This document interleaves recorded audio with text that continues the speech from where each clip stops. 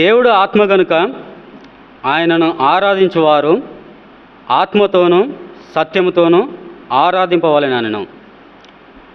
మరి ఈ రోజులలో చూసుకుంటే ఆరాధన అనేదానికి చాలా నిర్వచనాలు చాలా రకాలుగా చేస్తున్నారు. మొన్న మధ్య నేను యూట్యూబ్లో చూశాను, ఒక సేవకుడు ఆయన స్టేజ్ మీద వర్తమానం చెప్తుంటే వెనకాల డిస్కో లైట్స్, ఆ కింది నుంచి వెళ్ళి పొగలు, ఆ వెనకాల డ్రమ్స్. ఈ రోజులలో ఆరాధన ఎట్లయిపోయిందంటే ఈ సంఘాలల్లో బయట కానీ పెద్ద పెద్ద బాక్సులు, మ్యూజిక్ ఇన్స్ట్రుమెంట్స్, ఈ పెద్ద పెద్ద సౌండ్స్ వస్తే అది చాలా గొప్ప ఆరాధన లెక్క బయట చాలామంది అనుకుంటున్న సందర్భం ఉన్నది. కానీ మన అదృష్టము మన ఆరాధన మనం కలిగి ఉన్నాం. అది దేవునికి మహిమ ఇప్పటికీ.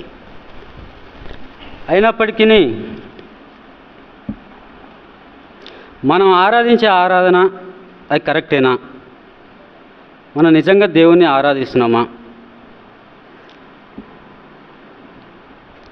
మనం ఆరాధన ఎలా చేయాలి? ఆరాధన అంటే ఏంటి?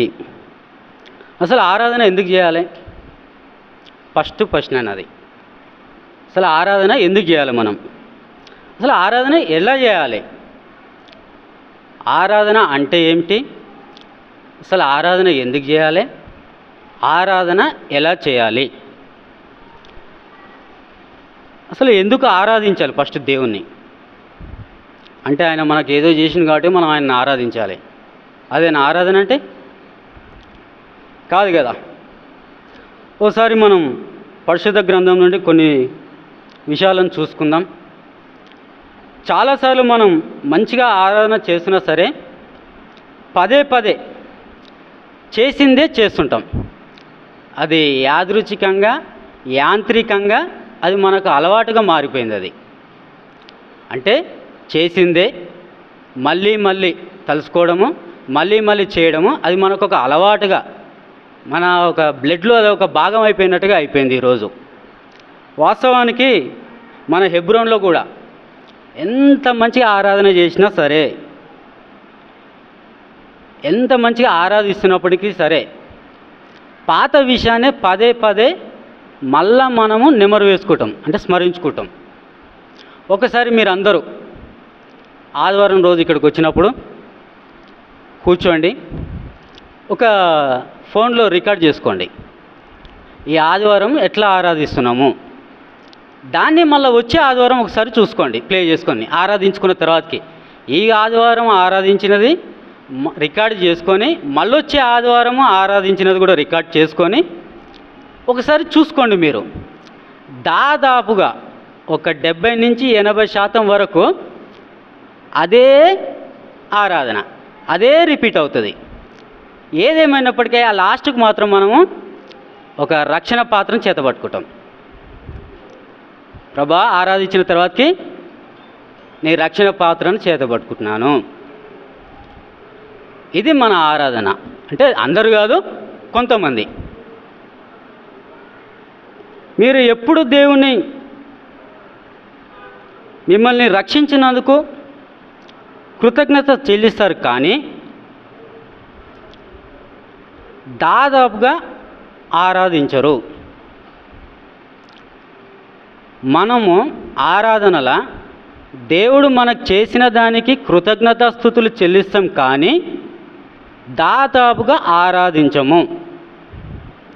ఇప్పుడు కృతజ్ఞతకు ఆరాధనకు దాదాపు దగ్గర సంబంధం ఉంటుంది, కానీ రెండు ఒకటి కావు.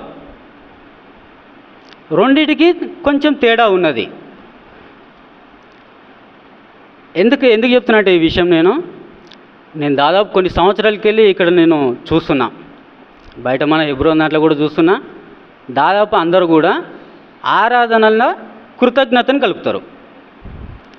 ప్రార్థన వేరు, ఆరాధన వేరు, కృతజ్ఞత వేరు.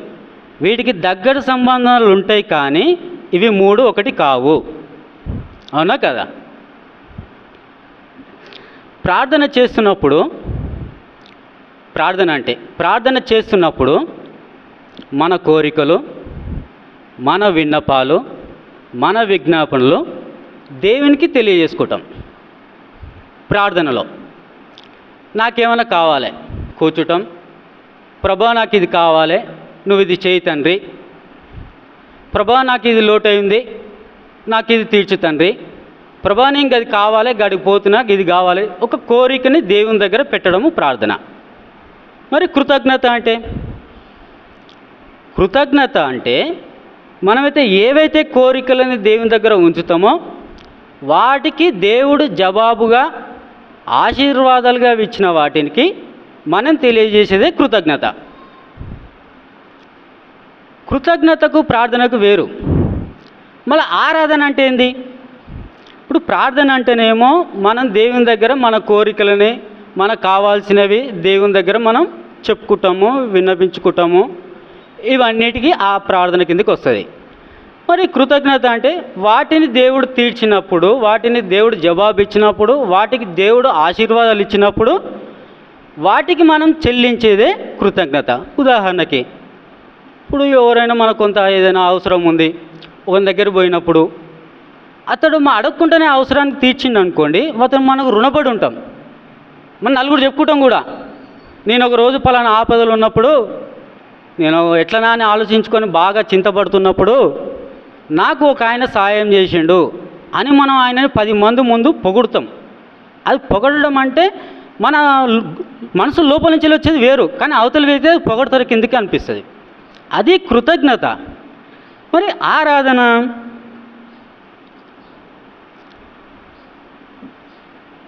ఆరాధన అంటే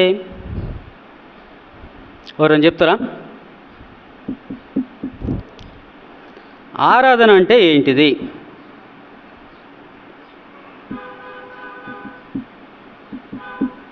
ఎవరైనా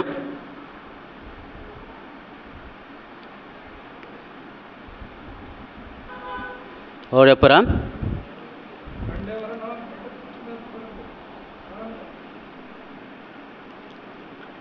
అయితే సరే ఓలేసండి. ఇప్పుడు ఈ రెండింటి వ్యత్యాసం తెలిసినప్పుడు ఆటోమేటిక్గా ఆరాధన అనేది అర్థమైపోతుంది. ఆరాధన విషయానికి మనం వచ్చినప్పుడు ఉదాహరణకు బైబిల్లో చెప్దాం. ఇప్పుడు ఆరాధన అనేది ఒక వంతు పక్కకు పెడతాం. ఇప్పుడు రెండింటిని మనం తీసుకుందాం, ప్రార్థన, కృతజ్ఞత. ఇప్పుడు కృతజ్ఞత మనసు నిండా మనకు ఏవైతే మనసు నిండా మనకు అవసరాలు ఉంటాయో వాటిని తీరుస్తాడో వాటికి మనము వ్యక్తపరిచే విధానమే కృతజ్ఞత. అవునా కదా? అంతేనా? ఓకే. ఇప్పుడు బైబిల్లో ఇప్పుడు దేవుడు మనకేమైనా చేస్తేనే ఆయనకు మనం ఏమైనా చేయాలా అనేదానికి ఒక ఎగ్జాంపుల్ చెప్దాం. షడ్రక్, మేషక్, అబేద్నెగో ఉదాహరణ. షడ్రక్, మేషక్, అబేద్నెగో విన్నర్ ఏనైనా? సండే స్కూల్ వాళ్ళకి బాగా తెలుస్తుంది, సండే స్కూల్ టీచర్లకు కూడా. దానియేలు 3వ అధ్యాయం. దానియేలు 3వ అధ్యాయం ఒకసారి తీయండి.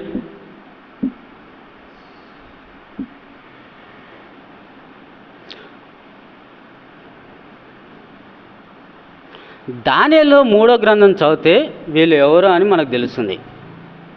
వీళ్ళకు ఒక ప్రత్యేకమైన పాత్ర ఉంది. ఒకసారి చూసుకుందాం మనం. దానియేలు 3వ అధ్యాయం 12వ వచనం ఓసారి తీసిన వాళ్ళు ఎవరైనా చదవండి. రాజా తాము షద్రకు, మేషకు, అబేద్నెగో అను 3 యూదులను బబులోను దేశంలోని రాజకార్యములు విచారించుటకు నియమించితిని.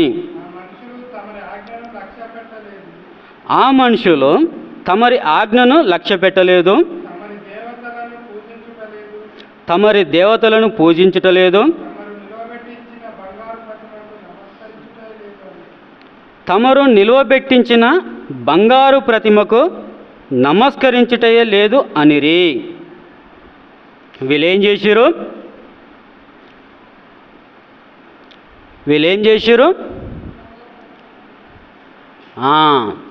ఆ రాజు ఏదైతే బంగారు ప్రతిమ చేయించుకున్నాడో దానికి వీళ్ళు పూజ చేస్తలేరంట, నమస్కరిస్తలేరంట. అయితే వీళ్ళేమంటున్నారో చూద్దాం ఒకసారి. మా దేవుడు, ఇంకా కొంచెం కింది దాకా చౌకుడు పోదామట్నే. అందుకు నెబుకద్నెజరు అత్యాగ్రహమునకు రౌద్రమును గలవాడై షద్రకును మేషాకును అబేద్నెగోను పట్టుకొని రండని ఆజ్ఞ ఇయ్యగా వారు ఆ మనుషులను పట్టుకొని రాజసన్నిధికి తీసుకొని వచ్చిరి. ఎక్కడ తీసుకొని వచ్చిరు? రాజసన్నిధికి. ఇంకా ముందుకు పోదాం, చదవండి ఎవరైనా. అంతటా నెబుకద్నెజరు వారితో ఇట్లా, నేను షద్రకు మేషకు అబేద్నెగో, మీరు నా దేవతలను పూజించటలేదనియు నేను నిలవబెట్టించిన బంగారు ప్రతిమకు నమస్కరించటలేదనియు నాకు వినబడినది. అది నిజమా? బాకాలు పిల్లల గ్రోవిని, పెద్ద వీణెను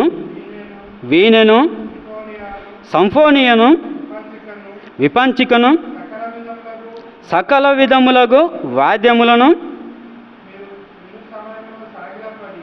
మీరు విను సమయంలో సాగిలపడి నేను చేయించిన ప్రతిమకు నమస్కరించుటకు సిద్ధంగా ఉండిన ఎడల, సరే మీరు నమస్కరింపని ఎడల తక్షణమే మండుచున్న వేడిమి గల అగ్నిగుండములో మీరు వేయబడుదురు. ఇంకా నా చేతిలో నుండి మిమ్మల్ని విడిపింపగల దేవుడు ఎక్కడ ఉన్నాడు? వీళ్ళేమంటున్నాడు?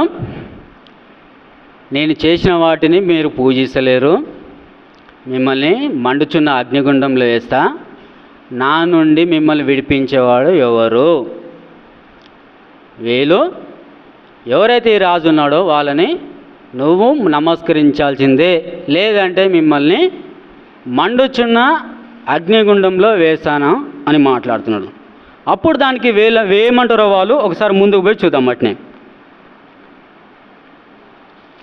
17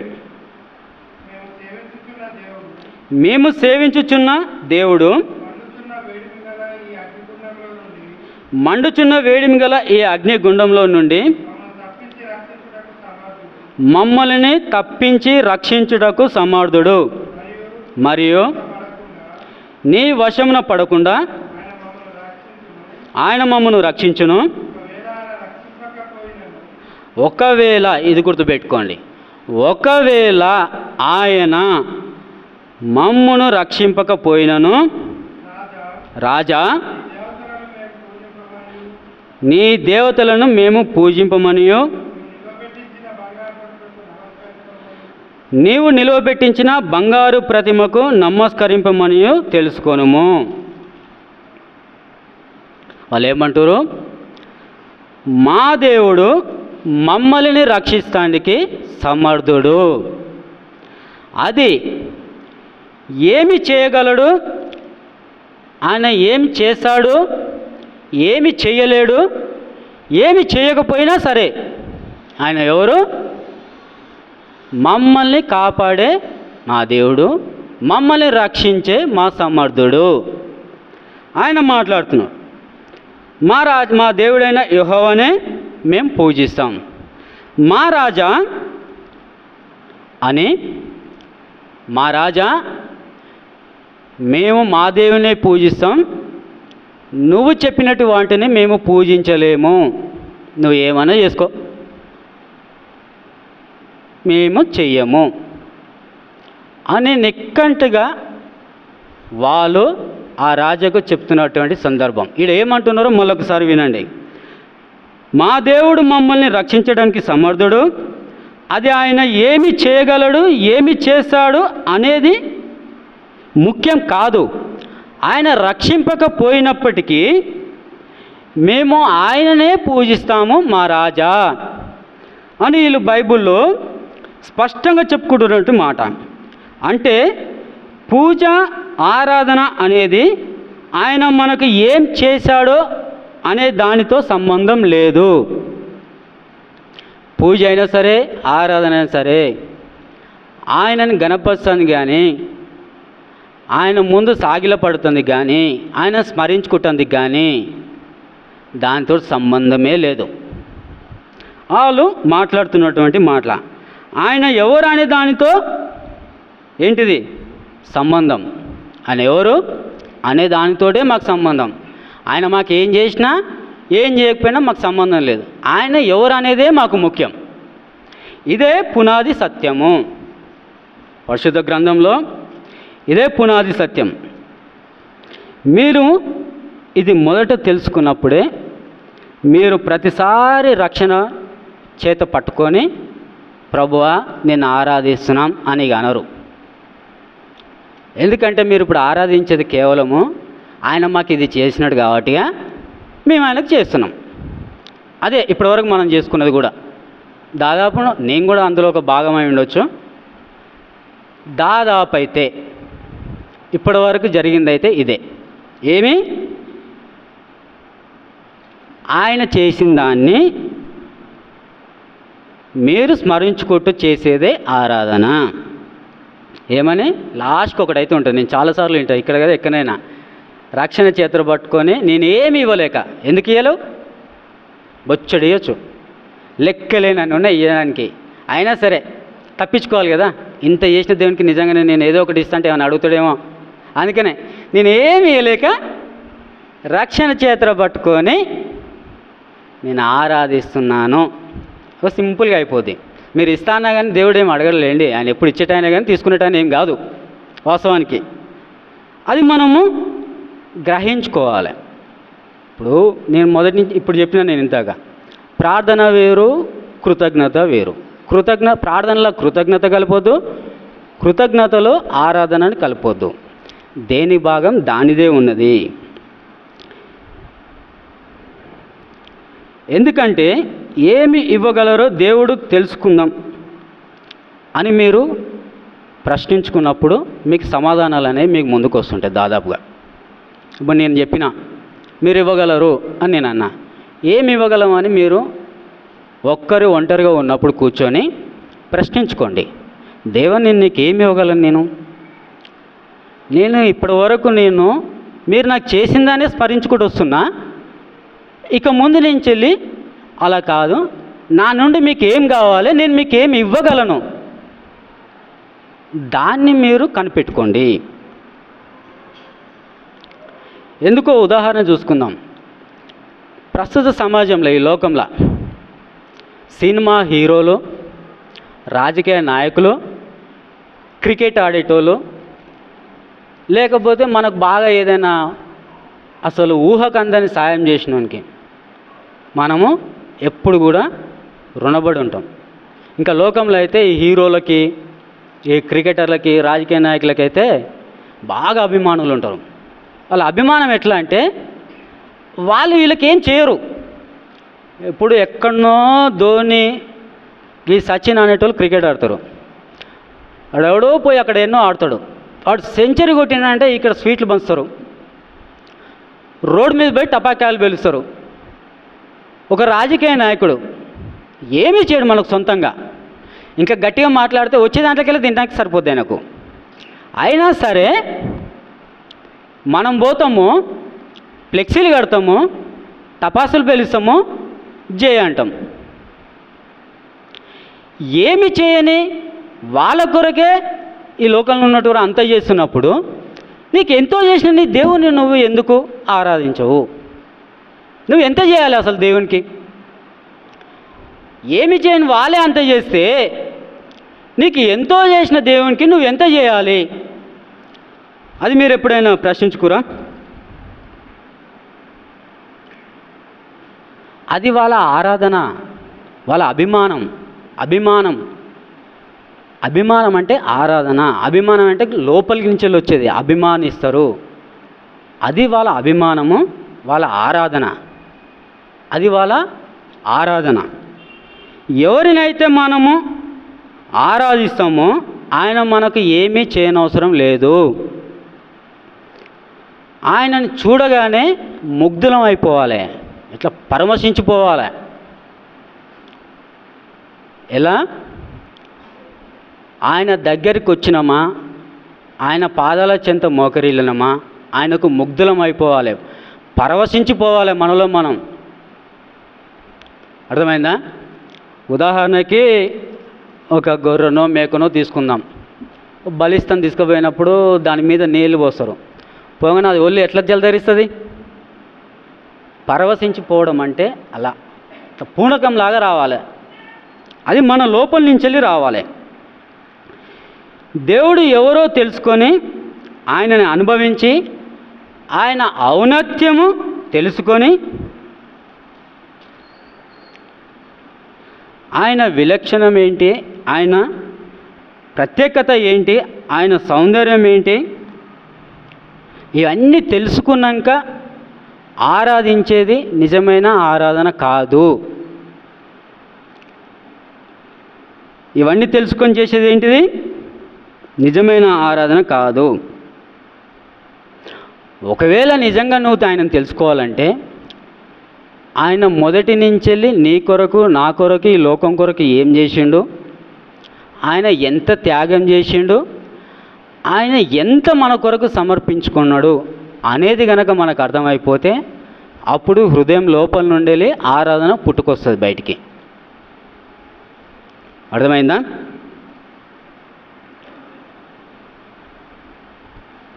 ఆయన ఆరాధించాలంటే ఆయనని లోతుగా తెలుసుకోవాల్సిన అవసరము ఎంతైనా ఉంది. అంతే తప్పించి ఆయన ఏం చేసిండు ఏం చేయలేదు అనే దానితో సంబంధం లేదు. ఆయన ఎవరు అనే విషయమే చాలు మనకు. ఆరాధనలో ఈ సత్యం తెలుసుకోవాలి. మనం ఆరాధించేటప్పుడు దేవునిలో మనం ఈ సత్యాన్ని తెలుసుకోవాలి. బైబిల్లో మనకు మొట్టమొదటి ఆరాధన అన్నమాట ఆదికాండంలో రాసిన్నది. బైబిల్లో మొట్టమొదటి ఆరాధన అన్నమాట ఆదికాండంలో రాసింది. ఆదికాండం 22వ అధ్యాయము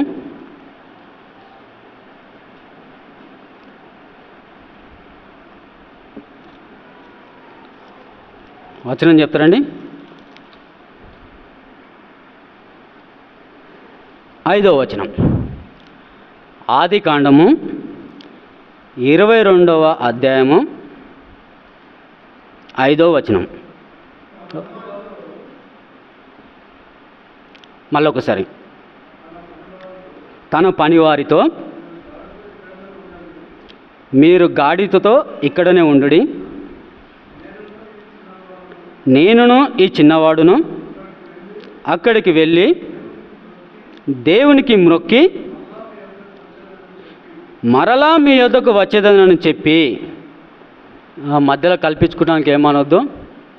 ఈ ఆదివారం నుంచి వెళ్ళి అంకుల్ వాక్యం చెప్పినప్పుడు పెద్దలు మీకు కావలసినంత పరిపూర్ణ నాలెడ్జ్ ఉంది, పరిపూర్ణ జ్ఞానము మీరు తెలుసుకున్నారు, మీరు మాకు పంచుతున్నారు, వాస్తవం అది. కానీ ఈ ఆదివారం నుంచి వెళ్ళి ఏదైనా సందర్భానుసారంగా వాక్యం వస్తే యవ్వనస్తులు మాత్రమే చదవాలా.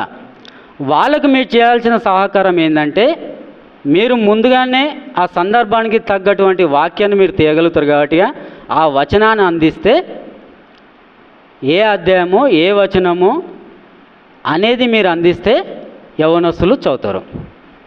నేను చాలా సందర్భాలలో తీసేది నాకంటే ముందే ఎవరో ఒకళ్ళు అందుకునేటోళ్ళు, ముందు కూడా అనుకుంటాను నేను చాలా సందర్భాలలో తీసేటోళ్ళు కానీ ఎవరో ఒకళ్ళు అందుకునేటోళ్ళు. దీంట్లో ఎక్కువ కావాల్సింది ఏంటంటే యవ్వనస్తులకే ఆ అనుభవ జ్ఞానం ఎక్కువ కావాలి. యవ్వనస్తులే దానిలో పాల్పొందుకోవాలి. ఎందుకంటే అది జ్ఞానంతో కూడిన వాక్యము.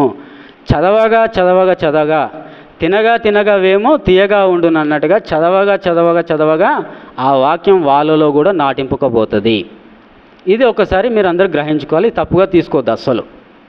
ఇది మనసులో అయితే అసలే పెట్టుకోవద్దు ఇక ఇప్పటి నుండి వెళ్ళి. మీరు ఇక మీదట నుంచి వెళ్ళి ఎప్పుడైనా సరే సందర్భానుసారంగా వస్తే వాక్యాన్ని ఒకవేళ మీరు ముందే తీస్తే ఎవరైనా ఆలస్యం చేస్తుంటే మీరు ఆ అధ్యాయం ఆ వచనం చెప్పండి, యవ్వనస్తులు చదువుతారు. యవ్వనస్తులు కూడా చదివిన వాళ్ళు ఒక్కలే చదవకూడదు. ఈ లైన్లో ఉంటారు, ఆన్లైన్లో ఉంటారు. చదివితే ఒకరిద్దరే చదువుతారు ఒకరిద్దరే చదువుతారు. మిగతా వాళ్ళకి చదువు రాదా, లేకపోతే చదువు వచ్చి నోరు మూగపోతుందో అర్థం కాదు. అంటే అది నా విషయంలో కూడా కావచ్చు. కాబట్టిగా యవ్వనస్తులు ఇప్పుడు ఈరోజు జరుగుతున్న, నెక్స్ట్ వీక్ కూడా జరుగుతున్న ఆరాధన వర్తమానం కానీ బలవర్తనంలే కానీ ఒకరు చదివినాక ఇంకోళ్ళు తీసి చదివినాక అట్లనే వెయిట్ చేయండి. అంకుల్, ఇంకొకరు తీసి చదివినాక అట్లనే వెయిట్ చేస్తారు. ఒకవేళ ఇంకోళ్ళు తీసి చదువుతలేరు అనుకో, చదివిన వాళ్ళు వాళ్ళ ముఖం చూడరు, వెనక తిరిగి సచ్చినట్టు చదువుతారు. దాని ద్వారా జ్ఞానం అనేది, వచన జ్ఞానం అనేది పెరుగుతుంది. ఇదొకటి మీరు మనసులో పెట్టుకోకుండా జ్ఞాపకం తెచ్చుకోండి.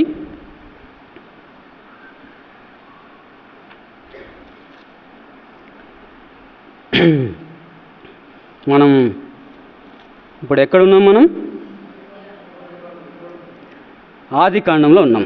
ఓకే, 22వ అధ్యాయము. ఇది చాలా అద్భుతమైన వాక్యం, సందర్భం అండి ఇది. ఆది కాండము 22:5 చాలా వాల్యూతో కూడుకున్న పదం ఇది. దాంట్లో ఏమంటారు మళ్ళీ ఒకసారి, దానికి ముందు సందర్భం కూడా చూసుకుందాం. ఒకసారి చదవండి మళ్ళీ. మళ్ళా మీరు కాదు, ఎలా కాలేజ్ చదివినట్టుండు. ఇటు తన పనివారితో మీరు గాడిదతో ఇక్కడనే ఉండుడి, నేనును ఈ చిన్నవాడును అక్కడికంటే ఎక్కడికి? ఎరికో ఏంటిది? అక్కడికంటే ఎక్కడికి పోతున్నాడు? మోరియా పర్వతం మీదకి. ఎవరిని తీసుకొని? ఇస్సాకుని తీసుకొని. ఇస్సాకు ఎవరు? అబ్రహాం కొడుకు. ఎందుకు తీసుకొని పోతుండు? బలి ఇస్తానికి. ఎందుకు బలి ఇవ్వమన్నాడు దేవుడు? ఒకసారి చెప్పండి. మోరియా పర్వతం మీదకి వెళ్ళి మొక్కి చెల్లిస్తాను అన్నాడు. ఓకే, అసలు ఎందుకు వెళ్ళిండు? అసలు ఎందుకు బలి అర్పించామని చెప్పిండు? ఎందుకు పరీక్షించిండు? ఎందుకు పరీక్షించాల్సి వచ్చింది? దేవుడి కంటే ఇస్సాకుని ఎక్కువ ప్రేమించిండు. దాన్ని ఇంకొక రకంగా చెప్పుకుందాం. ఇస్సాకు అంటే అబ్రహాంని 25 సంవత్సరాలప్పుడు పిలిచి 75 సంవత్సరాలప్పుడు ఇస్తా ఇస్తా ఇస్తా ఇస్తా అని ఊరించి 100 సంవత్సరాలకు కొడుకునిచ్చిండు. అంతేనా? అప్పుడు ఏమవుతుంది? రాక మనకే 30 ఏళ్ళకు 35 ఏళ్ళ పిల్లలు పుట్టకపోతే ఇక పుడతలేరు చూపించుకుంటలేరా ఏడా మీరు అంటారు. మరి అట్లాంటిది 100 ఏళ్ళకు ఇస్తా ఇస్తా ఇస్తా ఇస్తా అని ఊరించి 100 ఏళ్ళకి ఇచ్చిండు. ఇయ్యకి ఇచ్చినప్పుడు అబ్రహాం పరిస్థితి ఎట్లుంటుంది? కొడుకుని గుండెల్లో ఆరాధించడం మొదలుపెట్టుకున్నాడు. గుండెల్లో అబ్రహాము ఇస్సాకు అంటే ఆయన కొడుకు. అబ్రహాం తన కొడుకుని గుండెల్లో ఆరాధించడం మొదలుపెట్టిండు. దాన్ని తీసివేయడానికి దేవుడు ఆయనని ఈ సందర్భంలో పరీక్షిస్తాడు. మరి తీసేస్తాడా?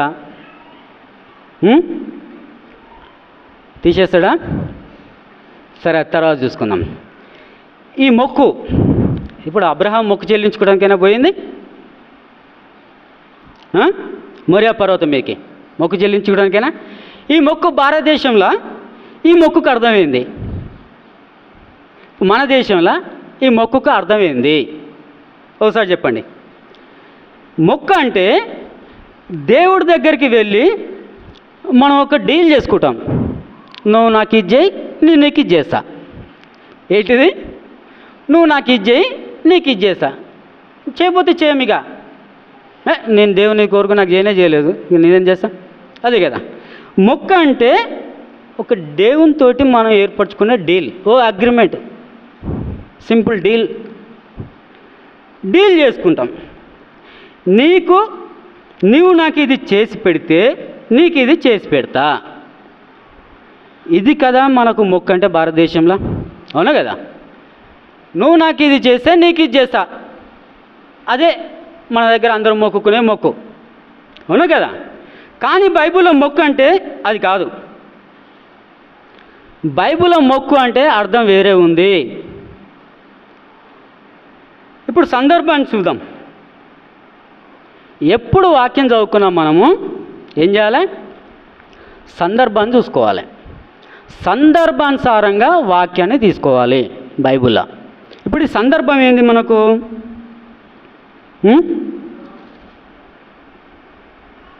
సందర్భం ఏంది? అబ్రహాము తన కొడుకుని గుండెల్లో విగ్రహంగా చేసుకొని ఆరాధిస్తుండు. మనకు కూడా చాలా విషయాలలో మన గుండెలో కూడా ఇలాంటి విగ్రహాలని తిష్ట వేసుకొని ఉంటాం. ఉదాహరణకు చర్చిలలో పదవులు కానీ, ఆ తర్వాతకి రాజకీయ నాయకులకు పెద్ద పెద్ద వాళ్ళ స్థాయిని మించిన పదవులు కానీ, డబ్బాశ కానీ, ఇంకా ఏదైనా ఒక ఆశ. మనిషి లోపలికి వెళ్ళి పుట్టుకొచ్చేదే విగ్రహ ఆరాధన. అది ఆశ. ఆశ అనేది మన లోక భాషలో సింపుల్గా తీసేయచ్చు. కానీ పరిశుద్ధ గ్రంథం ప్రకారం చూసుకుంటే ఆశ కూడా విగ్రహారాధన కిందకే వస్తుంది. ఏమ రైట్? అవునా కదా. ఇప్పుడు మగవాళ్ళకేమో కొన్ని ఆశలు, పదవులని, అవని, ఆ డబ్బాని. ఆడవాళ్ళకు బంగారం. చర్చికి వస్తే బంగారం ఒక్కడు కూడా కనిపించదు. కానీ బ్యాంక్కి వెళ్ళి చూడ్రి, లేదైతే అలెమ్మడి ఏదైనా ఫంక్షన్ పోరి, లెక్కలేనంత బంగారం ఉంటుంది. ఎట్లా ఉంటారు అంటే వాళ్ళని చూస్తే వీళ్ళేనా మన చర్చికి వచ్చింది, అరే అట్లా ఉన్నారే ఇట్లా ఉన్నారే అనిపిస్తారు. అవునా కదా. అసలు విగ్రహాలు అంటే ఏంది? మనకు చాలా విగ్రహాలు ఉంటాయి. డబ్బాశనో పదవాశనో ఏదో ఒకటి ఉంటుంది. అసలు విగ్రహాలు అంటే ఏంది? దేవుడు స్థానాన్ని ఏదైనా ఒకటి ఆక్రమిస్తే అది విగ్రహారాధన కిందికి పోతుంది. విగ్రహారాధన అంటే విగ్రహాన్ని తీసుకొచ్చిన వాడు పెట్టి దాన్ని పూజిస్తేనే విగ్రహారాధన కాదు. పరిశుద్ధ గ్రంథం ప్రకారం విగ్రహారాధన అనేది దేవుని ప్లేస్లోకి ఇంకేదైనా తీసుకొచ్చి చొరబడితే దాన్ని విగ్రహారాధన కిందకి మనం పరిగణించవచ్చు పరిశుద్ధ గ్రంథం ప్రకారంగా. దేవుడి కంటే ఎక్కువ ప్రాధాన్యత దేనికైనా లేదా ఎవరికైనా ఇస్తే అది విగ్రహం కిందకే వస్తుంది. అందుకే ఒకరు డబ్బుని, దేవుణ్ణి ఏకకాలంలో పూజించలేరని చాలా సందర్భాలలో పెద్దలు చెప్పిన మాట. డబ్బుని, దేవుణ్ణి ఒకే సందర్భంలో ఒకే సమయంలో పూజించలేము. యేసుక్రీస్తు వారు కూడా చెప్తారు.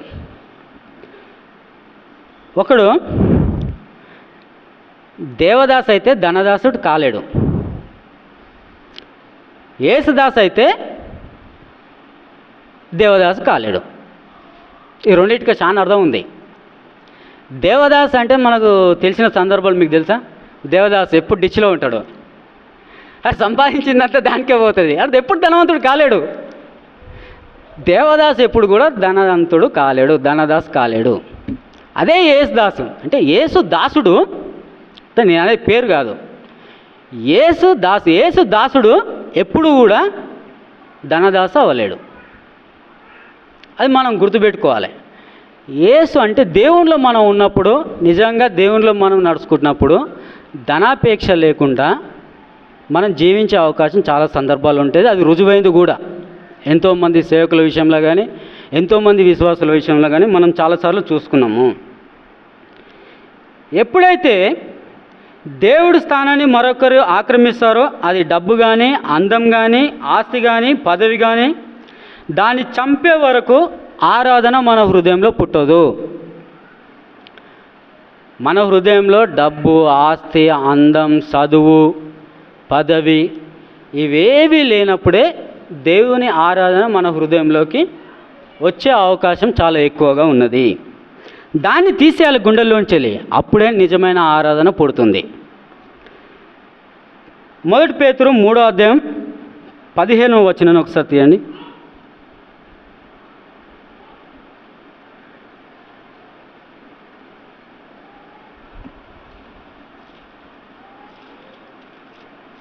మొదటి పేతురు 3వ అధ్యాయము 15వ వచనం. నిర్మలమైన మనస్సాక్షి కలిగిన వారై మీలో ఉన్న నిరీక్షణను గూర్చి మిమ్మును హేతు అడుగు ప్రతి వానికిని సాత్వికంతోనూ భయంతోనూ సమాధానం చెప్పుటకు ఎల్లప్పుడూ సిద్ధంగా ఉండుడి. మీ హృదయంలో ఇది అండర్లైన్ చేసుకోండి. మీ హృదయంలో యందు క్రీస్తుని ప్రభువుగా ప్రతిష్ఠించుడి. పేతురు చక్కటి మాట చెప్పింది కదా. మీ హృదయంలో క్రీస్తును ప్రభువుగా ప్రతిష్ఠించుడి.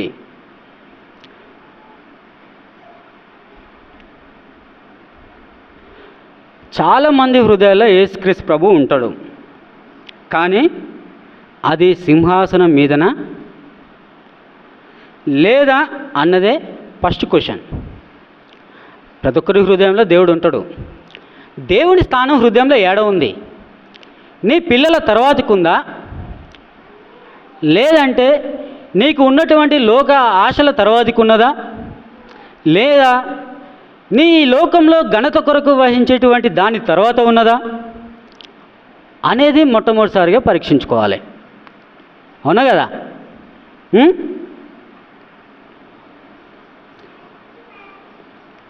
ఆయన మిమ్మల్ని అంటే ఇట్లా పరిశీలించుకున్న తర్వాతకి, అంటే సెల్ఫ్ డిఫెన్స్ చేసుకున్న తర్వాతకి ఆయన మిమ్మల్ని పరిపాలిస్తుండా, మీ మీద ఆయన రాజుగా ఉన్నాడా, మీరు ఆయనను ప్రతిష్ఠించుకున్నారా లేదా అనేది ఒక్కసారి ప్రశ్నించుకొని అప్పుడు ఆరాధన చేసుకోవాలి మనం.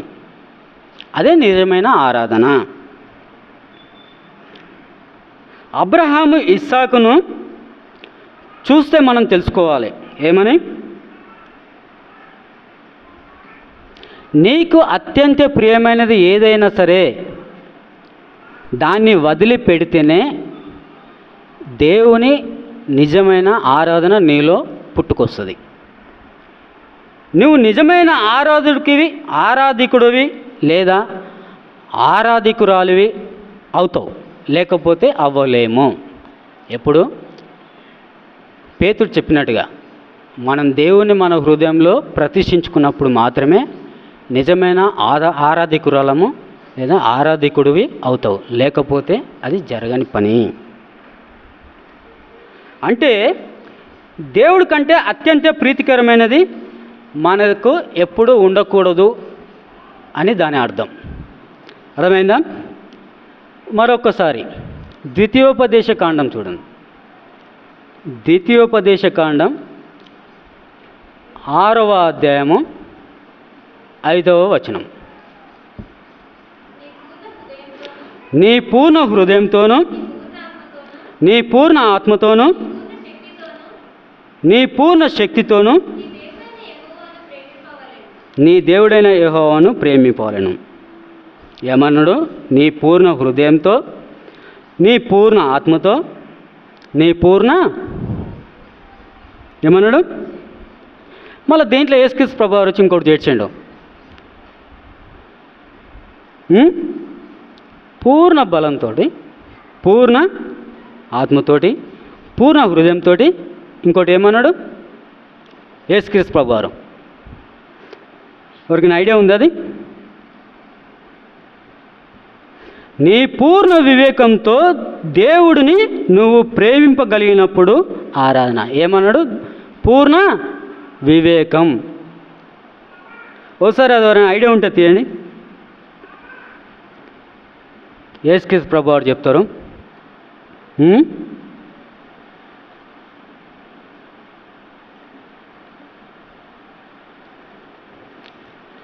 కొంచెం గుర్తు లేదు, 3 సార్లు నిలబడ్డా కాబట్టి అది మర్చిపోయినా. 4:12 12:30 చదవండి ఒకసారి. నీ పూర్ణ హృదయంతోనూ పూర్ణ ఆత్మతోనూ నీ పూర్ణ వివేకంతోనూ నీ పూర్ణ బలంతోనూ నీ దేవుడైన ప్రభువును ప్రేమింపవలెనన్నది ప్రధానమైన ఆజ్ఞ. ఏమన్నాడు?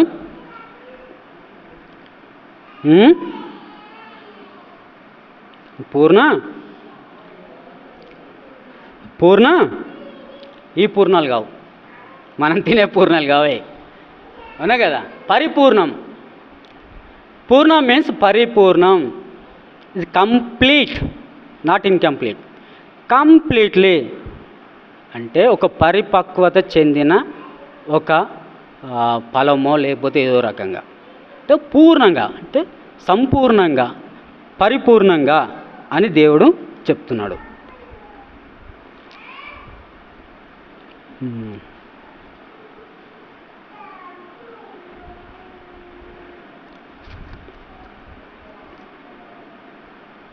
మరి అలా చేస్తున్నామా మనం?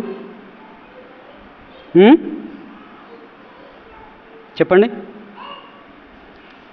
పరిపూర్ణంగా దేవుణ్ణి నువ్వు సేవిస్తున్నావా? చెప్పండి ఒకసారి.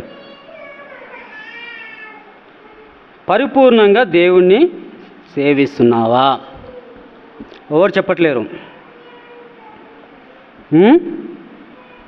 మిమ్మల్నే.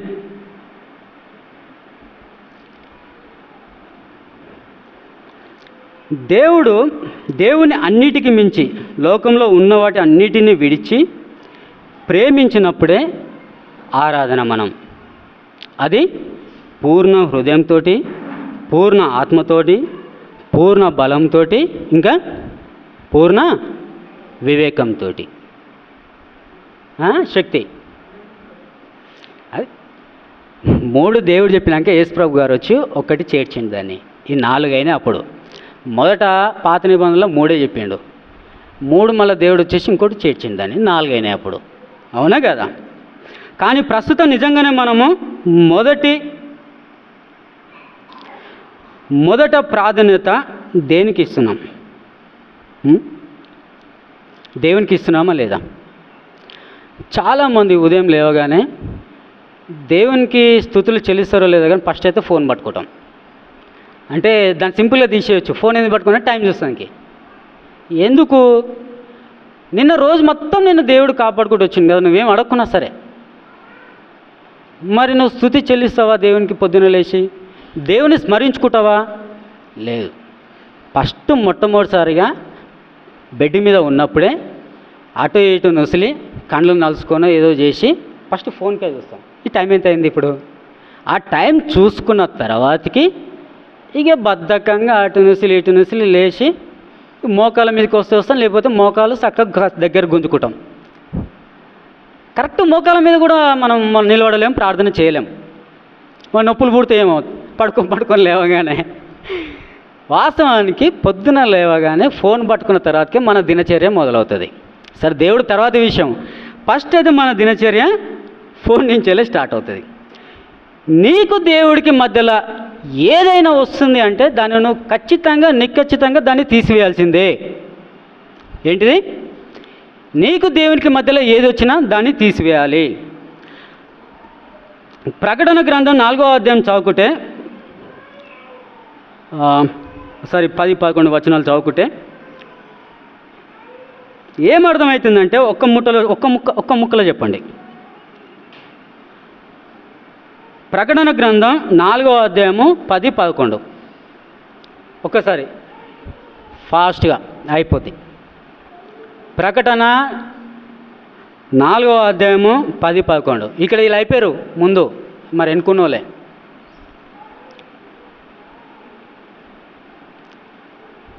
వాళ్ళిద్దరికైతే దొరకలేనట్టుంది. ప్రకటన 4వ అధ్యాయము 10వ వచనం 11వ వచనం ఒకసారి గట్టిగా. ఆ 24 పెద్దలు సింహాసనం నందు ఆసీనుడై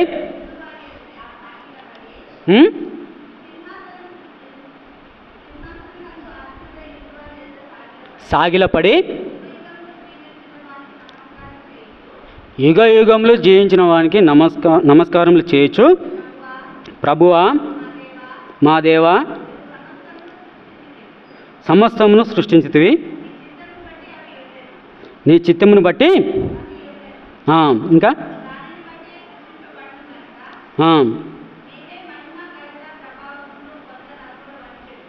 చెప్పుచు ఆ సింహాసనం మీదట ఏసిరి. కిరీటాలను ఏం చేశారు? గౌరవంతో ఆయన దగ్గర పెట్టారు. వాళ్ళు వచ్చి దేవునికి పూజించి గౌరవంతో సింహాసనం తీసి ఆయన దగ్గర పెట్టారు. వెనకట రాజులకు సింహాసనంలో కిరీటం అంటే గౌరవం. తల అయినా తీసుకుంటానికి వెనకాడరు, కానీ తల మీద కిరీటం పోతే వాళ్ళకు రాజ్యం పోయినట్టే, సింహాసనం పోయినట్టే. ఒక రకంగా వాళ్ళు ఎట్లా ఫీల్ అయ్యేటోళ్ళు అంటే సింహాసనం అది వాళ్ళ కిరీటం పోతే ఇక నేను బతుకున్నా సచ్చినట్టే, వాళ్ళ ప్రాణం పోయినట్టే, అది అవమానం వాళ్ళకి. కానీ వీళ్ళు ఏం చేశారు? దేవుని దగ్గరకు వచ్చి వాళ్ళ కిరీటాలను తీసి దేవుని దగ్గర పెట్టారు. కిరీటం అంటే ఏంటిది? మనకు మన భాషల, లోక భాషల, మన వాడుక భాషల మనకు కిరీటాలంటే ఏమిటి? కిరీటం అంటే మనకు ఘనత, అధికారము, గొప్పతనము, హోదా, ప్రతిష్ట, పైసలు. కిరీటం అంటే మనకు హోదా, గౌరవము, ఇంకా పైసలు, పదవి, గుర్తింపు కూడా అనుకోవచ్చు. ఇవి మనకు కిరీటాలంటే. కానీ నీ ప్రతిష్టను ఆయన పాదాల దగ్గర పెట్టినప్పుడే నువ్వు నిజమైన ఆరాధికుడివి. అంటే నీ మనసులో అవన్నీ ఎప్పుడు తీసేసావో అప్పుడు నీ హృదయంలో నిజమైన ఆరాధన పుట్టుకొస్తుంది. అప్పుడు నువ్వు నిజమైన ఆరాధికుడు అవుతావు. లేకపోతే నీకు దేవుడికి చాలా దూరము వ్యత్యాసం పెరుగుకుంటూనే పోతుంది. అవునా కదా? అంతేకాని మనం ఏదో చూసుకొని ఏదో మనసులో పెట్టుకొని ఇక్కడికి వచ్చి ఆరాధన చేసినంత మాత్రాన నీ ఆరాధన దేవుడు అంగీకరించకపోవచ్చు, లేదా నువ్వు ఆరాధికుడు అని నిజంగా అనుకోకపోవచ్చు. ఇది మనది. ఇంతకుముందు మనం చూసుకున్నాం కదా, ద్వితీయోపదేశకాండం 6వ అధ్యాయం 5వ వచనంలో ఇంతకుముందు చూసుకున్నాం అనుకుంటా కదా. ఒకసారి ఇంకా చదవని వాళ్ళు ఎవరంటే తీసి వెంటనే చదవాలి. నీది అయిపోయింది. ఇది నాకు ఎప్పటి నుంచో చెప్పాలని ఉండే, అయితే అంకుల్కి లేకపోతే పెద్దనాన్న వాళ్ళకు, అంకుల్కి ఎవరికొకరికి మీరు ఏం చేయండి అంటే దయచేసి మాకు అవకాశం ఇవ్వండి, మీరు మీ మనసులోనే పెట్టుకోండి. మాకు లేట్ అయితే మీరు అధ్యాయం తీసి వచనం చెప్పండి, మేము చదువుకుంటాము. దానివల్ల మాకు కూడా కొంత ఇంప్రూవ్ అవుతుంది ఏమో నాలెడ్జి, లేకపోతే బైబిల్లో ఏ వచనం ఎక్కడ ఉందని మాకు కూడా తెలుస్తుందేమో అని అనుకున్నది. ఎగ్జాంపుల్ ఏమైందంటే, లోకంలో బ్రాహ్మణ్ వాళ్ళు ఉంటారు కదా, వాళ్ళు వయసులో ఉన్నప్పుడు వాళ్ళకు కంప్లీట్గా దాని గురించి తెలిసినటువంటి మీనింగ్ఫుల్ గ్రంథం వాళ్ళకి ఇవ్వరు. వాళ్ళు వయసు మళ్ళీ పండ్లు ఊడిపోయే దశకు వచ్చినప్పుడు మాత్రమే వాళ్ళకు ఆ గ్రంథం అందింపబడుతుంది. ఎందుకంటే వాస్తవానికి దాంట్లో వాళ్ళు చదివితే దానికి అర్థాలు తెలుసుకున్న రోజు వాళ్ళు పశ్చాత్తాపపడతారంట. ఇది నేను కాదు, చాలామంది చెప్పినారు. అందుకనే వాళ్ళకి ఎంతసేపు ఉన్న మంత్రాలు తెలుస్తాయి, కానీ దాని అర్థాలు తక్కువ తెలుస్తాయి. అంటే ఒకప్పుడు ముచ్చట, ఇప్పుడైతే ఏఐ వచ్చింది, చాట్ జీపీటీ లేకపోతే ఇంకోడో ఒకటి చెప్తూనే ఉన్నారు. మంత్రాలు ఆలే చదవనవసరం లేదు, ఎవడైనా చదువుతున్నాడు ఇప్పుడు. కానీ ఒకప్పుడు ముచ్చట, ఒకప్పుడు అయితే వాళ్ళకు మంత్రాలు ఒక్కటే చెప్పేటోళ్ళు, కానీ దాని అర్థాలు తెలియకుండా ఉండేవి. ఒకప్పుడు ముచ్చట. ఒకసారి చదువుకుందాం మళ్ళా. ద్వితీయోపదేశకాండం 6వ అధ్యాయం 5వ వచనం. అంకుల్ రాలే వెళ్ళాక మీరు. ఏమైందంటే యవ్వనస్తులు మాత్రమే చదవాలా, పెద్దలు ఏమున్నా వాళ్ళకి అంది వాళ్ళ వచనాలు చదవకూడదు. మేము కూడా రాను రాను బైబిల్లో సందర్భాన్ని బట్టి టక్కున వాక్యం తీసి చదవగలం. మీలాగా మీ అంత అనుభవం లేదు కాబట్టి మేము కూడా అనుభవజ్ఞులు అవ్వాలి కదా, దాని కొరకే ఇది. ఇంకా చదవని వాళ్ళు, నీ పూర్ణ హృదయంతోనూ, నీ పూర్ణ ఆత్మతోనూ, నీ పూర్ణ శక్తితోనూ నీ దేవుడైన యెహోవాను ప్రేమింపవలెను. ఈ 4 పూర్ణాలు అవన్నీ కలిస్తేనే మనిషి అంటే మనమే. ఆయన చెప్పినట్టుగా నిన్ను నువ్వు పూర్తిగా ఇచ్చుకుంటేనే ఆరాధన అవుతుంది. ఆ పూర్ణాలన్నీ మనయే, అంటే పూర్తి అన్నీ మనయే. ఆ పూర్తి ఏంటియో మనం చూసినాం, బలము, శక్తి, వివేకము ఇవన్నీ. అవన్నీ మనం ఆచరిస్తే అవన్నీ మనం అవుతాం. మనం అయిన రోజున ఆరాధన మనలో నుండి పుట్టుకొస్తుంది. అది నిజమైన ఆరాధన అవుతుంది. ఒక సందర్భాన్ని గుర్తు తెచ్చుకుందాం. యేసుక్రీస్తు ప్రభువారిని ఇరికించడానికి ఒకసారి యేసు ప్రభుని ఇరికించడానికి ఆయన శత్రువులు ఆయన దగ్గరికి వచ్చి అందరి ముందు పబ్లిక్లా, గుడి దగ్గర కానీ అందరి ముందు పబ్లిక్లా అడుగుతారు. ఆయన్ని పిలిచి, ప్రభువా ఒక నాణ్యం తీసుకొచ్చి, ఇది కైసరికి ఇచ్చుట న్యాయమా, దేవునికి ఇచ్చుట న్యాయమా అని అడుగుతారు. అప్పుడు దేవుడు ఏమంటాడు? డైరెక్ట్గా చెప్పడు. మళ్ళా బైబిల్లో ప్రతిదానికి ఒక సందర్భం ఉంటుంది. ఆ సందర్భానుసారంగానే దేవుడు ఉపమాన రీతిగానే ఎక్స్ప్లెయిన్ చేసుకుంటూ వస్తుండు. నాణ్యాన్ని తీసుకురా ఇటు అని అంటాడు, తీసుకొని వస్తాడు. తీసుకొని వచ్చినప్పుడు దాని మీద ఏముంది అని అడుగుతారు. కైసరు బొమ్మ ఉంది అని అంటారు. కైసర్ అంటే ఎవరు? ప్రభుత్వాధికారి. మరి కైసరు బొమ్మ ఉన్నాయి, కైసర్కి ఇరి. దేవుడు ఏమైనా ఉంటే దేవునికి ఇరి. అంతేగాని డైరెక్ట్ చెప్పలే, ప్రభా ఇది కైసర్ది, దేవునికి ఇవ్వాలన్నా కైసర్కి ఇవ్వాలన్నా ఇట్లా అడగలే. వాళ్ళు అడుగుతారు, బాగానే ఇరికేయాలి కదా. మరి దేవుడు ఎంత తెలివితోడి దాన్ని ఎక్స్ప్లెయిన్ చేస్తాడు? ఇండైరెక్ట్గా. డైరెక్ట్గా చెప్పడు. కైసరికి ఎక్కువ, దేవునికి ఇచ్చేసి నీకు దేవుడు ఎక్కువనా కైసర్ ఎక్కువనా అనలే. దాని మీద ఏముంది, దాని మీద ఉన్నదాని ప్రకారమే, దాని మీద ఏముంది, కైసర్ బొమ్మ ఉంది, అయితే కైసర్కి ఇచ్చేయి. మరి దేవుంది ఏముంది ఒకసారి చూడండి.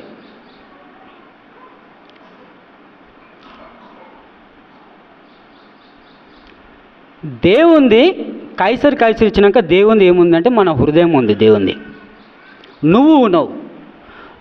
నువ్వు కాదు, నువ్వు దేవుని సొత్తు. నీ హృదయం నీది కాదు, దేవునిది. నీ హృదయం పైన నీకు అధికారం లేదు, దేవుడికి మాత్రమే అధికారం ఉంది.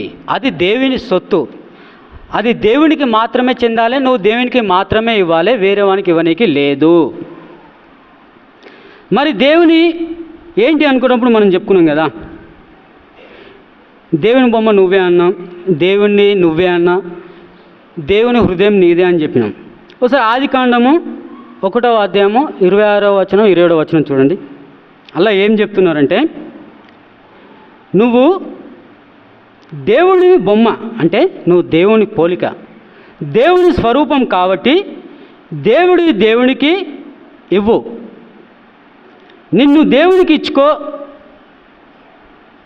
అదే ఆరాధన. ఒకసారి చదవండి. దేవుడు ఒక్క నిమిషం అండి, ఎవరు చదువుతారు? చదవండి. దేవుడు తన స్వరూపమందు తన పోలిక చొప్పున, ఎవరి పోలిక చొప్పున? తన పోలిక చొప్పున. ఇంకా నరులను చేయదము. నరులు అంటే ఎవరు? నశించిన వాళ్ళు మనమే, నరకకు పాత్రలు మనమే నరులు. నరులను ఏం చేస్తుంటాడు? వారు సముద్రపు చేపలను, ఆకాశ పక్షులను, పశువులను, సమస్త భూమి మీద ప్రాకు ప్రతి జంతువును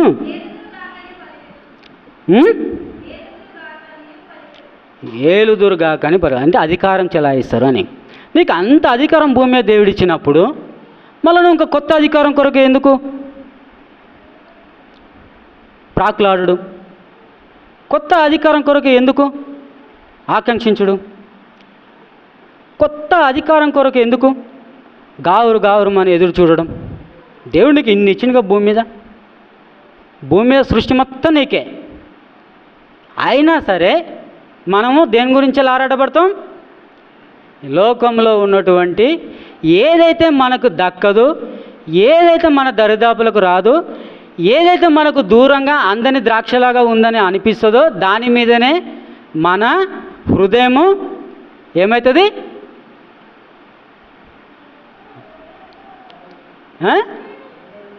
అర్థం కాలే? కేంద్రీకృతం అయిపోతుంది. అంటే దాని మీదనే మన అత్యాశ పెరిగిపోతుంది.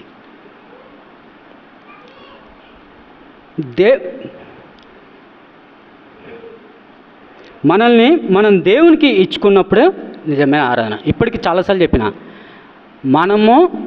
మనల్ని, మన మనసుని, మన హృదయాన్ని, మన శరీరాన్ని, మన ఊపిరిని, మన శ్వాస అంతా దేవుడికి ఇచ్చుకున్నప్పుడే దేవుని ఆరాధన మన హృదయంలో నుంచి పుడుతుంది. లేకపోతే హృదయంలో నుంచి దేవుని ఆరాధన రాదు. ఎంతసేపు ఉన్నా దేవుడు చేసిన దానికే కృతజ్ఞత వస్తుంది. ప్రభువా, గడిచిన వారం అంతా నీ రెక్కల చాటును భద్రపరుచుకుంటూ వచ్చినావు. చావాల్సిన నన్ను అద్భుతంగా రక్షించినావు. అంధకార జీవితంలో ఉన్న నన్ను తిరిగి వెలుగులోకి నడిపించినవు. నీ ప్రియ కుమారుడు, నా రక్షకుడు, నా విమోచకుడు యేసుక్రీస్తు ప్రభువారిని నాకు రావాల్సిన పాపముల కొరకు ఈ లోకంలోకి పంపించినవు. రక్తంతో కడిగినవు. నీ బిడ్డగా, నీ సొత్తుగా చేసుకున్నావు. మరి ఇలా ఆరాధన ఆడుంది నా క్వశ్చన్.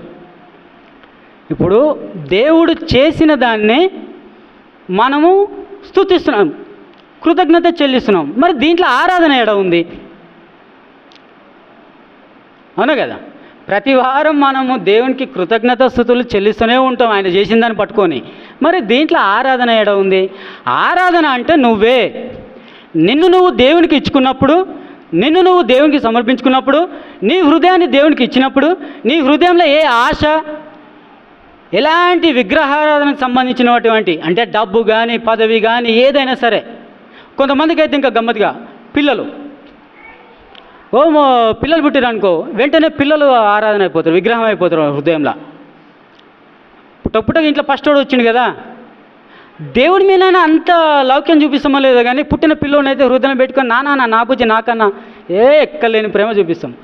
మరి ఆ రకంగా దేవుని మీద ఎన్నడైనా చూపించినామా మనం? చూపించకు, అది చూపించలేము కూడా. వాస్తవాన్ని కూడా నాకు కూడా మొన్నటి వరకు ఆ గ్రహింపేం లేకుండే. ఇన్ జనరల్ చెప్పాలంటే నాకు ఏ రోజైతే అంకుల్ ఫోన్ చేసిండు, ఫ్రైడే రోజు కదా అంకుల్ ఫోన్ చేసి మరి ఆదివారము ఆరాధన వర్తమానం తీసుకోవాలి నువ్వు అన్నాడు. నాకు డౌట్ వచ్చింది. నేను కూడా మీలకి అంటే చెప్పేటోడు ఎప్పుడు చేయడు అన్నట్టుగా నేను కూడా మొన్నటిదాకా ఏం చేయక నేను కూడా ఆరాధన అంటే ఏంది అసలు అంటే ముందుకు డౌట్ వచ్చింది కానీ నేను ఎప్పుడు పరిశోధించలే. ఆరాధన అంటే ఏంది, నేను చేసేది నిజంగా ఆరాధనే కాదా, అవునా కాదా? ఒకసారి నన్ను నేను పరీక్షించుకున్నా. అప్పుడు అనిపించింది నేను చేసింది ఆరాధన కాదు. ఎన్ని రోజులు దేవుడు చేసిన దానికి థ్యాంక్స్ చెప్పిన అంతే. వాస్తవం నేను చేసిన ఆరాధన కానే కాదు, దేవుడు నాకు చెప్పిన దానికి నేను థ్యాంక్స్ చెప్పిన. అదే నేను రక్షింపబడినప్పటి నుంచి ఇప్పటిదాకా చేసుకుంటూ వస్తుంది అదే. నేను దేవునికి ఏ రోజు కూడా ఆరాధన చేయలేదు. నేను దేవునికి థ్యాంక్స్ చెప్పుకుంటూనే వచ్చిన. మీరు కూడా అదే చేస్తున్నారు. నేను కూడా అది వినుకుంటూ పెరుగుతూనే ఉన్నా. ఈ నేలసం చూస్తూనే ఉన్నా. నేను వాస్తవానికి అది కాదు, నువ్వు ఆటోమేటిక్గా నీ హృదయం నుంచి ఇవన్నీ తీసేసినప్పుడు దేవుని ఆరాధన నీకు పుట్టుకొస్తుంది. నువ్వు దేవుని ఆరాధన చేయగలుగుతావు. ఇవన్నీ జరిగినప్పుడే ఇక్కడ నోరు తెచ్చి ఆయనని ఆరాధించాలి. ఆయన నీ ఆరాధన అంగీకరిస్తాడు. లేకపోతే అంగీకరిస్తుండొచ్చు, అంగీకరించకపోతే ఎట్లా? సొంత కుమారునే మన కొరకు ప్రాణాన్ని పెట్టి అంతగా అప్పగించినప్పుడు ఎందుకు అంగీకరించాడు? కానీ చూసుకుంటా నిలబడతాడు. అదే మనం ఆరాధన చేసినాం అనుకో, ఎగిరి గంతేస్తుండొచ్చు, అంతే కదా. ఇప్పుడు నాకు ఒక ₹1 వచ్చి నా ముందు నాకున్న పరిస్థితులకు వచ్చి ₹1 వాడు ఇచ్చిపోయింది అనుకోని, ఎగిరి గంతేస్తాను నేను. సేమ్ అట్లనే నువ్వు ఆరాధన చేసినప్పుడు దేవుడు కూడా అదే రకంగా ఆనందపడతాడు. మనం ఎన్రోల్ చేసింది ఓన్లీ థ్యాంక్స్ చెప్పుకుంటూ వచ్చినాం, కృతజ్ఞత చెల్లించుకుంటూ వచ్చినాం దేవునికి. ఆరాధన కాదు అది. అది నా స్ట్రాంగ్ ఫీలింగ్. మరి అంకుల్ చెప్పాలి, అది నా స్ట్రాంగ్ ఫీలింగ్. అది అంటే నాకు ఎప్పుడైతే అంకుల్ నాకు చెప్పిండో నేను దాన్ని ఇక కంటిన్యూగా ఒకేసారి ఇక చూస్తున్నా, ఇది ఆరాధన ఏంది ఆరాధన ఎట్లా ఏందని చూసుకుంటూ వస్తున్నా. ఏమున్నా నేను యాక్చువల్గా నేను దేవుడు ఈ సిచ్యువేషన్ ఇస్తాడని నాకు తెలియక ముందుకే నేను ఎప్పటి నుంచో మామూలుగా నేను వాక్యం ప్రిపేర్ అవుతుంటా. జనరల్గా నేను ఎప్పుడు అనుకునేటోని, దేవుడు నాకు ఒకవేళ అవకాశం ఇస్తే పౌలు గురించి మాట్లాడాలి. నాకు కొన్నేళ్ల సంది అది మనసు లోపల ఉన్నది. అది దేవుడు ఎప్పుడైనా నాకు తలంపిస్తే, నాకు అవకాశం ఇస్తే పౌలు గురించి వెళ్ళి చెప్పాలా ఆరాధనలోనే. పౌలు తెలిసి పోయి హతసాక్షి అయినాడు, శిరోఛేదనం చేసినారు, తల తీసేసినారు.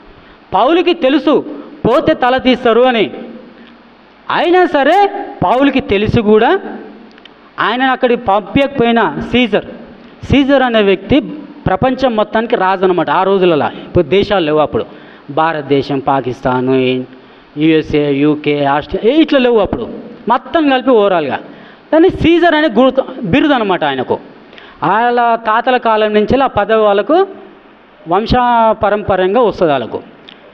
అయితే ఈయన ఏమి చేయని దానికి, దొంగతనము లేకపోతే దూషణ కిందికి యేసు ప్రభువారు చనిపోయి తిరిగి జన్మించాడని చెప్తుంటే ఈయన దేవదూషణ చేస్తుండ అనేసి ఆయనని తీసుకొని వస్తారు నింద మోపి. అయితే ఆయన రోమీలకు ఒక హక్కు ఉంది బైబిల్లో. రోమీలో ఎవరైనా సరే పైన అంటే మీకు డిస్ట్రిక్ట్ కోర్టు, హైకోర్టులో న్యాయం జరగకపోతే సుప్రీంకోర్టు పోయినట్టుగా ఆయనకు హైకోర్టులో న్యాయం జరగలేదు, సుప్రీంకోర్టు పోయాడు. సుప్రీంకోర్టు ఎవరంటే సీజర్ కాడికి పోయినప్పుడు, సీజర్ కాడికి పోయే ముందు కూడా ఇక నేను ఎట్లా చచ్చిపోతా, పోయే ముందు ప్రపంచ చక్రవర్తికి వస్తా, సువార్త చెప్పాలి, నేను సువార్త చెప్పేసి వస్తా అని పోయిండు, సువార్త చెప్పిండు. ఆ సీజర్ అనే వ్యక్తి బైబిల్లో కొన్ని తీసివేసినారు, కానీ ఆ తర్వాతకి ఈ కొత్త నిబంధన అంతా రాయబడిన తర్వాతకి ఎవరైతే ఇప్పుడు నా కూతురు ఉంటుంది కదా, నా కూతురు మా నాన్న ఒకప్పుడు ఇట్లా చేసిండు అట్లా చేసిండు అని చెప్పుకుంటుంది కదా, ఆ టైపులో దాని తర్వాతి వంశీయులు ఏం చేసిరంటే ఆయన గురించి కొన్ని రాసినారు ఆర్టికల్స్ ఇప్పుడు బైబిల్లో లేవు, మీరు గూగుల్లో కూడా పరిశోధిస్తే అంత దొరకపోవచ్చు, కానీ దాంట్లో రాసిరు. ఆ సీజర్ అనే వ్యక్తి చాలా క్రూరమైన వ్యక్తి. క్రైస్తవులని తీసుకుపోయి నూనెలో వేయించేటోడు, మొత్తము ఒళ్ళంతా చర్మం ఒలిచేటోడు, ఆ మండుతున్న నూనె తీసుకొచ్చి మీద పోసేటోడు, రాక్షసానందం పొందేటోడు. అలాంటి కాడికి పౌలు పోయి సువార్త చెప్పి శివసందరం తల తీపించుకునే కాడికి తెచ్చుకున్నాడు. నేను యాక్చువల్గా ప్రిపేర్ అయింది ఇది, చెప్పాలనుకునేది ఇది. కానీ దేవుడు మరి నేను ఏదో అనుకుంటే ముందు రోజు నాకు దేవుడు ఇది ఒకటి తీసుకొచ్చినాడు. దీంతో మీ ముందుకు నేను వచ్చిన. ఇప్పుడు ఒకసారి మనము ఇంతకుముందు చదువుకున్నది యోహాను 4 ముగిస్తున్న అయిపోయింది.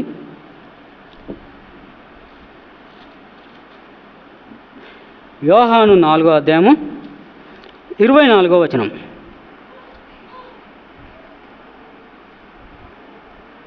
ఒకసారి చదవండి.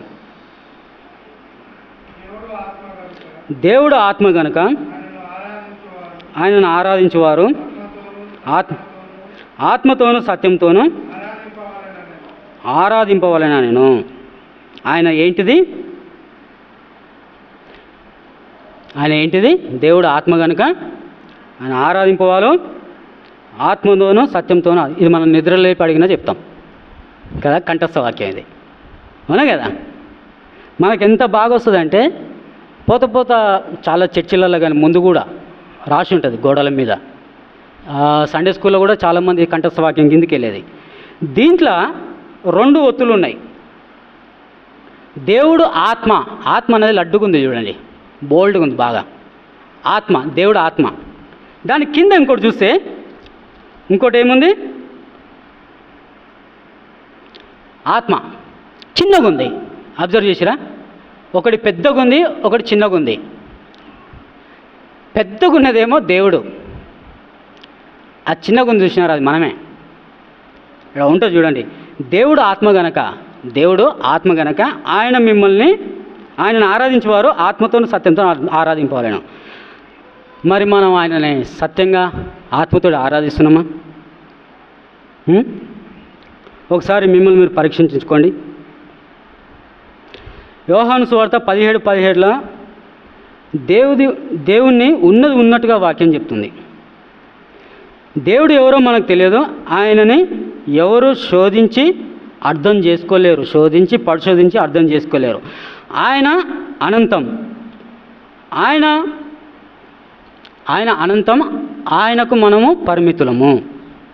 ఆయన అనంతం, ఆయనకు మనం పరిమితులము. ఆయన సొంతంగా ఎవ్వరు ఎప్పుడు ఏ విధంగా అర్థం చేసుకోలేరు. ఆయన అర్థం చేసుకోవాలంటే ఒకే ఒక్క మార్గం, అది వాక్యము. ఈ వాక్యం ఒక్కటే ఉన్నట్టుగా దేవుని గురించి మనకు చెప్పేది.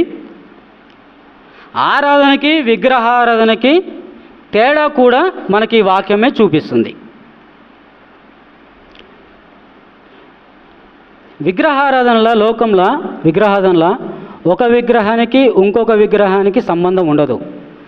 ఒక దేవుడికి ఇంకొక దేవునికి పోలిక ఉండదు. కానీ నువ్వు గ్రంథం మొత్తం వెతికిన దేవుడు ఒక్కడే. నువ్వు ఏ చర్చికి పో, ప్రపంచంలో ఏ మూలకు పో, ఈ పరిశుద్ధ గ్రంథము ఒక్కటే. మనకున్న దేవుడు ఒక్కడే. ఆ దేవుని వాక్యానుసారంగా ఆరాధించాలి. వాక్యమే దేవుడు. యోహాను, వాక్యం దేవుని యొద్ద ఉండెను, దేవుడు ఏమై ఉన్నాడు? తీరు ఎవరో ఒకరు. ఆది అండు వాక్యమేనను, వాక్యం దేవుని యొద్ద ఉండను, వాక్యం దేవుడే ఉండను. ఆది అండు వాక్యం ఉంది, ఆ వాక్యమే దేవుడు, ఆ దేవుడే మనకి వాక్యం. మనం ఏదైనా సరే దీంట్లో నుంచెల్లే దేవుని చూడాలి, దీంట్లో నుంచెల్లే దేవుని ఆరాధించాలి. ఈడ నిలబడ్డప్పుడు దీంట్లో నుంచెల్లే ఆరాధన పుట్టుకొని రావాలి. ఇది ఆరాధన వాక్యం. అంతే తప్పించి ఈడ ఉండి ఎవరు ఏది చెప్పినా సరే, ఆడికి వచ్చినాక మా తుప్పంతోన మాదే, మా ఇష్టం మాదే, నువ్వు వాక్యం చెప్పినా సరే మేము లాస్ట్కి కృతజ్ఞత చెల్లించి రక్షణ పాత్ర చేత పట్టుకుంటాం. అది కాదు ఆరాధన అంటే. ఆరాధన వాక్యము, వాక్యాన్ని మీరు ఆరాధించాలి. వాక్యమే దేవుడు, దేవుడే వాక్యం. ఈ వాక్యాన్ని దేవుడు ఆశీర్వదించును గాక. Thank you. ఆమెన్.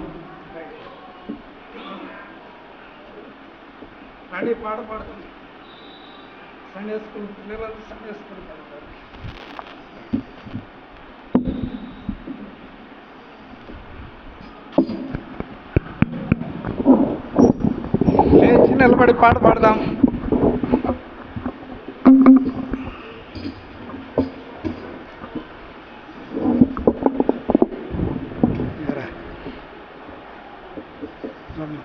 సునీల్ ఇట్రా.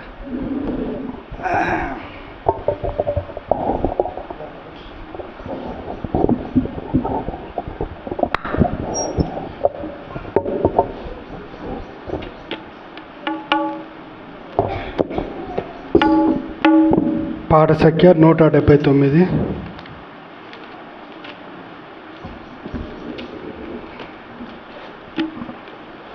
పాత పాటల పుస్తకం అయితే పాట సంఖ్య 177. ఇంకా పాత పాటల పుస్తకం అయితే పాట సంఖ్య 704. పల్లవి మొదటి చరణం, చివరి చరణం.